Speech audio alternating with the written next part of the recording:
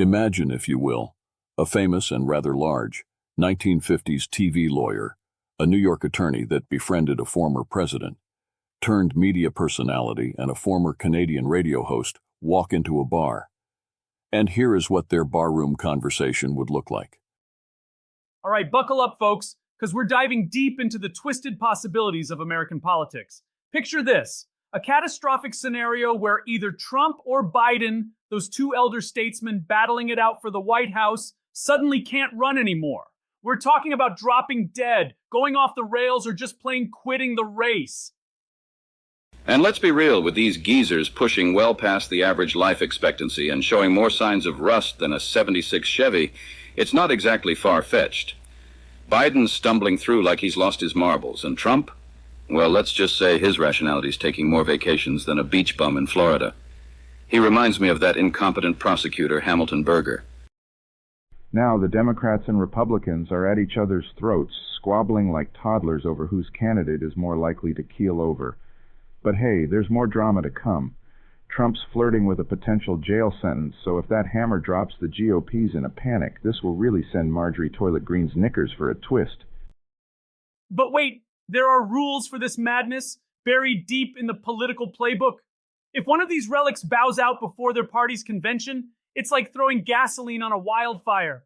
Delegates, those mysterious creatures who hold the power, suddenly become the belle of the ball. It's a free-for-all, with everyone scrambling to court them like it's prom night. The Mango Mussolini would be ecstatic. And if disaster strikes after the conventions but before the big show in November, well, forget about the running mates swooping in to save the day. Nope, it's up to the party bigwigs to pick a new hero. Remember 1972? When Eagleton flaked out and Shriver swooped in? Yeah, it's like that. Things can become less predictable than Lieutenant Tragg's diet. But hold on to your hats because it gets wilder. What if the president-elect bites the dust before the Electoral College votes? Suddenly, those electors, usually as predictable as a sunrise, could turn into rogue agents, throwing the whole shebang into chaos. And don't even get me started on the stretch between the Electoral College vote and Inauguration Day. If something goes haywire, then thank the heavens for the 25th Amendment, because the VP-elect steps up to bat. But hey, let's not get too gloomy. These old-timers might just make it through. They're not hitting the bottle or puffing on cigars like it's a 20s speakeasy. And besides, both parties are stuck on them like glue, with no clear plan B in sight. They are both more popular than Paul Drake at a gay bar, or Della Street taking dictation while sitting on my lap. So yeah, grab your popcorn, folks. It's going to be a wild ride watching these grandpas duke it out for the highest office in the land. And remember, keep an eye on those heart rates, because you never know when one of them might just drop dead mid-speech. Now let's go out to the street and hear what real Americans think about the matter. At least for now, we seem to have two choices. Let's accept, for the sake of argument, that both candidates may have cognitive issues. One candidate has said he is entitled to rape women, steal documents, and attempt to overturn elections he loses. This same candidate has said Putin should feel free to attack our NATO allies and torpedoed a border security bill because solving an issue is bad for his election.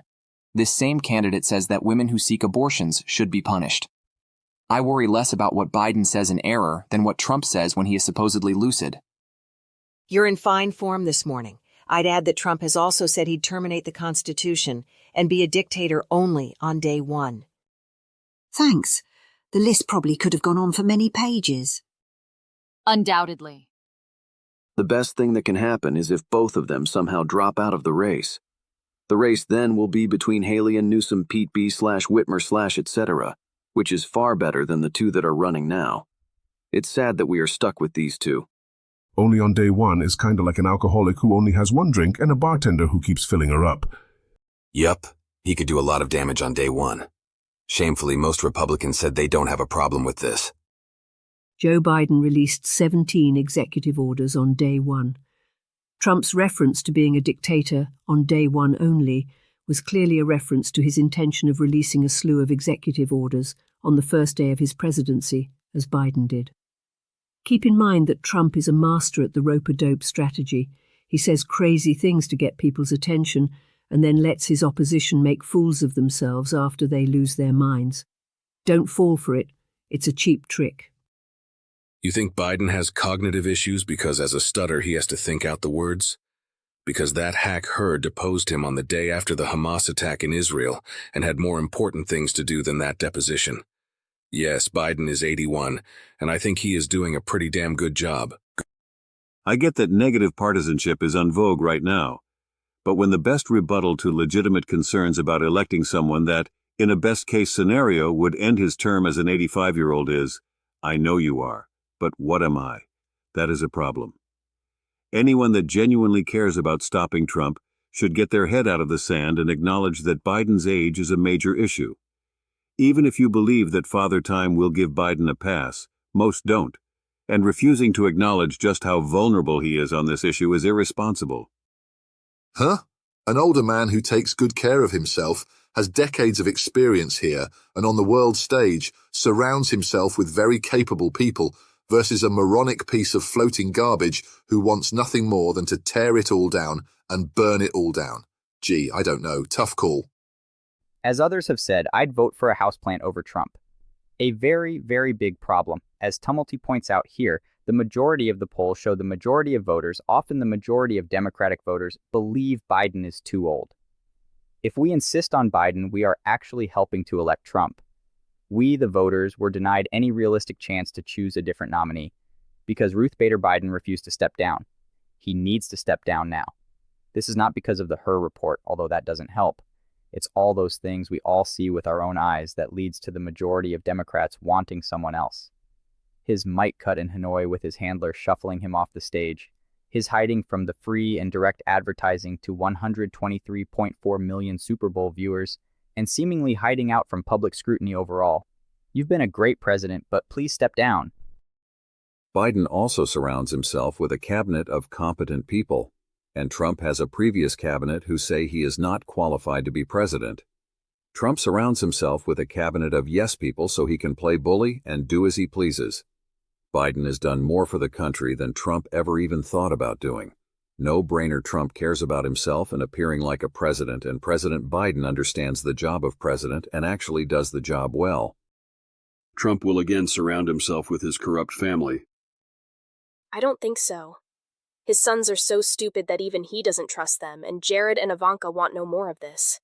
He'll surround himself with Bush League traitors and crazies like Flynn, Green, and Gates. 2 candidates. One an effective president, the other a traitorous rapist and fascist. There, I fixed your headline for you. I'm still going to vote for Biden with a clear conscience and no concern for this doom and gloomery. This whole article is a complaint in search of a problem. Systems exist to account for all the various options. It might be a mess, but it's not going to be a crisis. Remember, Democrats are not Republicans. There won't be a mindless debacle of eating each other alive. It will be polite and resolved within days. One is a traitor to the Constitution, and the other embraces the Constitution. Stop the both sides BS. The demise of Trump would create an especially large vacuum in the GOP, and the biggest street party the world has ever seen. It will finally be his largest crowd. Bigliest crowd ever. You will have never seen a crowd so bigly in all history, plus some anywhere. And his estate will charge admission for people to piss on his grave. Put me down for a pair of those tickets, please. Me too. When I take my grandchildren to the ice cream shop, I usually have a double-decker waffle cone. Maybe rum and raisin on the bottom and burgundy cherry on top. I usually select ice cream that is fresh, full nearly to the top. I don't like it when they scrape the bottom of the barrel. You might get stale ice cream. It just isn't as good. It lacks flavor punch. Ordering ice cream is kind of like electing a president these days. We are scraping the bottom of the barrel. Except there is a difference this time. One barrel contains a small amount of ice cream at the bottom. The other looks the same, but you can't see that it is full of botulism. Throw in salmonella, Ebola, and syphilis. Now, which ice cream would you select? This is our choice. I'll never eat ice cream again. There is still sherbet, ice milk, fudgesicles, lots of other choices. Don't you have a court date back in the 50s to attend to? Relax, I hired a competent assistant to take over. What's her name? Alina Habba. Hamilton Berger is going to eat her lunch. Are you kidding me? To anyone with a high school education and a modicum of common sense, there is no choice. You're right, the mango mousseline or Joe Biden. No choice there.